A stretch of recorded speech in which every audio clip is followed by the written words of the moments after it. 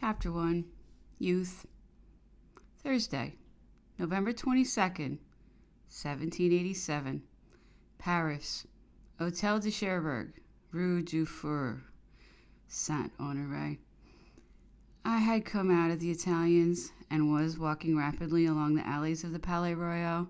That tumult of strong emotions peculiar to my temperament made me indifferent to the cold for a time. But as my imagination cooled, I became conscious of its severity and sought the shelter of the arcades. I was at the threshold of the iron gates when my eyes fell upon a woman. The time and place, no less than her general appearance and her extreme youth, left no doubt in my mind as to her calling.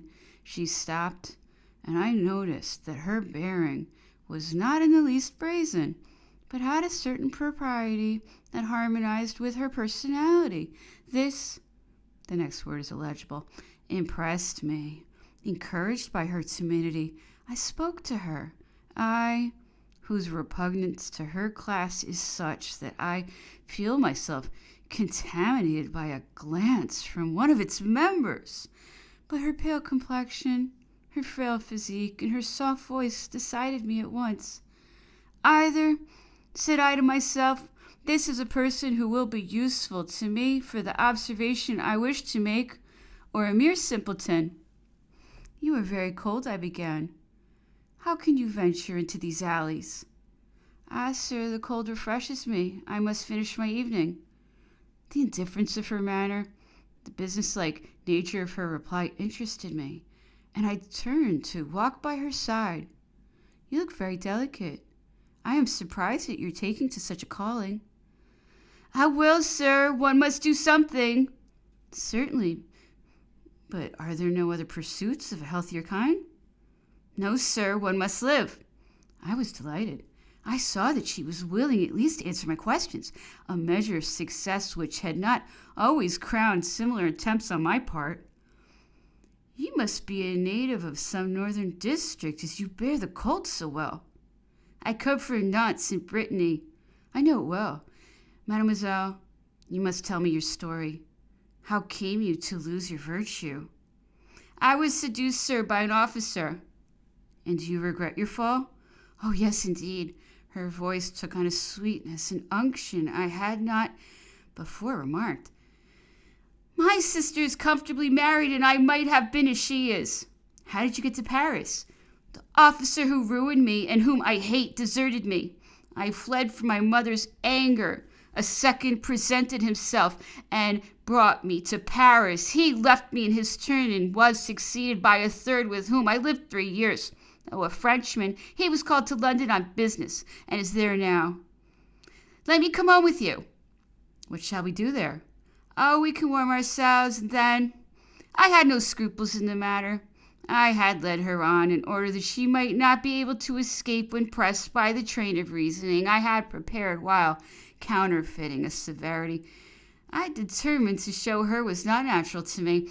When he wrote the above, Bonaparte was 18 years and 3 months old. He was born on August 15, 1769. There is every reason to suppose that this was the first woman to whom he had addressed himself. A hasty glance through the records of his childhood will suffice to show the grounds of this conviction. The more important dates he noted himself, and where it has been possible to verify these, they have proved scrupulously exact. He left for Ajaccio for France on December 15, 1778, at the age of 9 years and a half. His feminine reminiscences of his native isle centered around his foster mother, Camilla Carboni.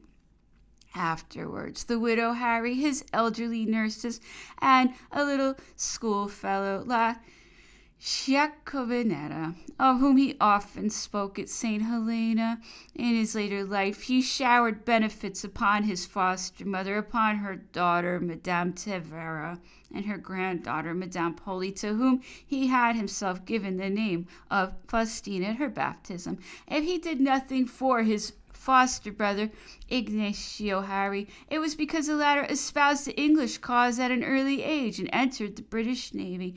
One of the nurses, Minana Severia, remained in Madame Bonaparte's service till her death. The other, Mamuccia Caterina, died long before the Empire, as did the little Jacqueminetta, whose childish tears Napoleon had so often dried during his sojourn at the College of Autun from January 1st to May 12, 1779, at Brienne from May 1779 to October 14, 1784, at the Military College in Paris, where he spent a year from October 22nd, 1784 to October 30th, 1785. We find no mention of any woman. If, as Madame de Abrantes states, he spent a week at Monsieur Perron's house, number 5 Place Conti, contrary to the regulations of the military school, to recover from a sprain, it was when he had just completed his 16th year. Any adventure prior to that of November 22nd, 1787, could therefore only have taken place between the dates of his quitting the military school and of his return to Paris. But if Bonaparte started for Valence on October 30th, 1785, he left Valence for Corsica during the term on September 16, 1786, after a sojourn of less than a year. He did not return from Corsica till September 12, 1787, on which occasion he made the journey to Paris. His emancipation did not take place in Corsica nor at Valence during the 10 months of his first sojourn. He was known there as a shy, somewhat melancholy youth, much engrossed in study, but anxious nevertheless to make a good impression and find a favorable reception in society. Monseigneur de Tardivon, Abbé of Saint-Rouf, to whom he had been recommended by the Marbeufs, and who, as a minor dignitary and general of his order, took the lead in social life at Valence, introduced him to some of the best houses, among others to those of Madame Grégoire de Colombier, Madame Aubery de Saint-Germain, and Madame de Laurencin. These ladies, especially the two latter, were among the best bred people in the province, members of the lesser nobility or of the more aristocratic section of the middle class. They were very particular about the conduct of the officers they admitted into their circle, and would not allow any intercourse between their daughters and young men whose morals could be called into question.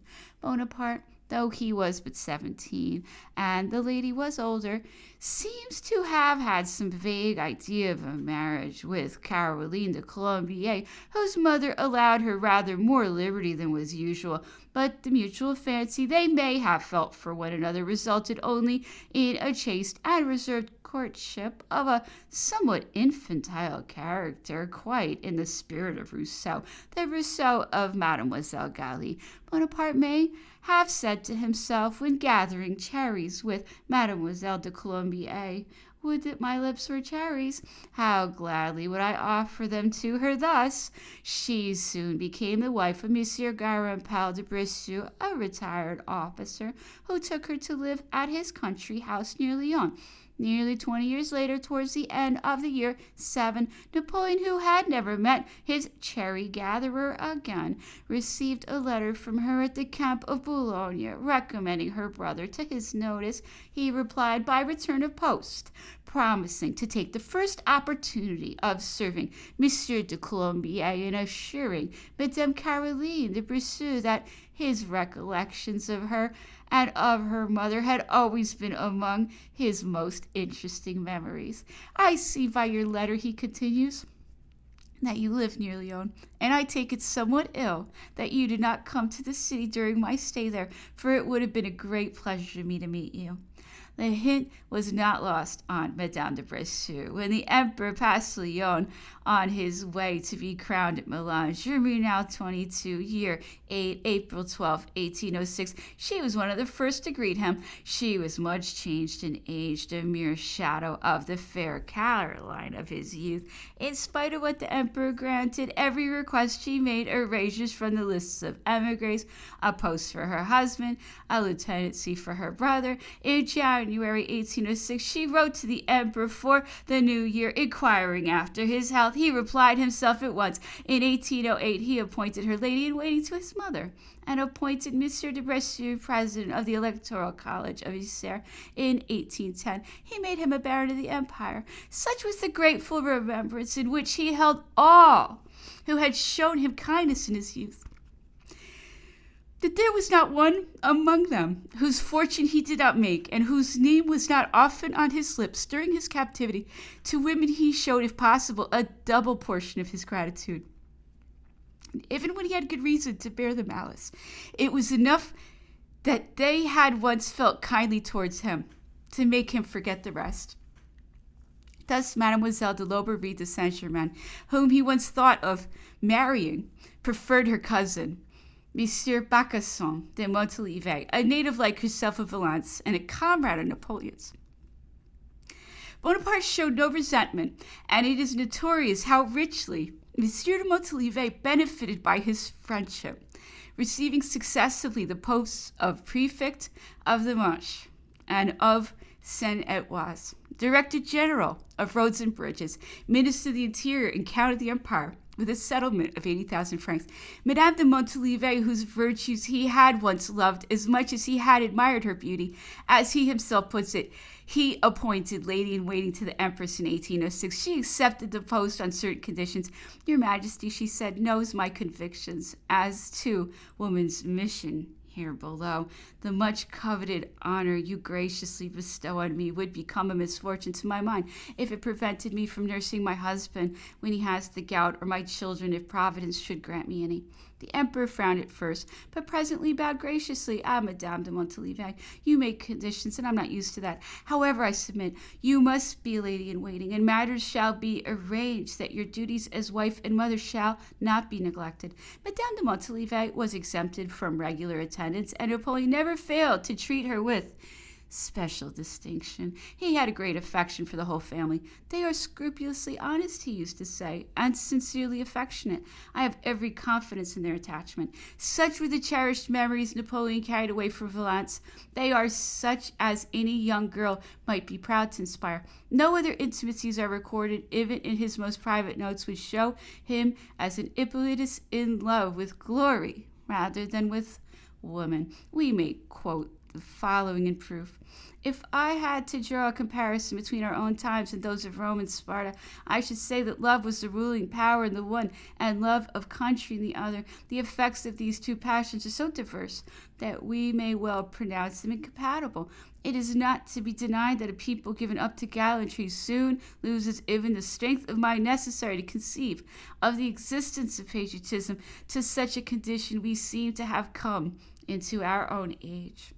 We may conclude that his adventure with the young woman of the Palais Royal was his first experience of the sort. Commonplace as it is, the episode is strongly characteristic. We recognize his misogynistic tendencies, his critical spirit, his brusque affirmations, his habit of cross-examining his interlocutor, and also his extraordinary memory, for he reproduces the girl's words, phrases, and exclamations, even the familiar expletives that proclaim her Breton origin. Did he ever see her again? Probably not. Among the papers written by him during this sojourn in Paris is one on patriotism, addressed to a young lady, but this was hardly a subject of much interest to a frequenter of the Palais Royal arcades. After this sojourn in Paris, from October to December 1787, we find that Bonaparte returned once more to Corsica, where he arrived on January 1st, 1788. He spent his furlough there, rejoining his regiment at Auxonne on June 1st. We find no trace of any love affair at this period. At Sur, however, where he was sent on detachment duty at the beginning of 1789, he is supposed to have made conquest of a certain Madame L. Nay, and wife of the collector of the salt dues of Madame G., a farmer's wife whose dairy he visited to drink new milk, and of the daughter of the house in which he lodged. It is a good record for a term of some 25 days, during which his notebooks further prove him to have been working strenuously. But it is nevertheless true that 14 years later, on Germinal 16, year 8, April 6, 1805, when Napoleon passed through Sur on his way to Milan, Monsieur de Thiers, his chamberlain, presented the young woman to him, and he gave her a scholarship at one of the government schools for her son, a child of 12 years old. The age of the boy precludes the idea that Napoleon may have thought it his own. If he had felt any doubts on this score, his bounty would have been not only the greater but unsolicited.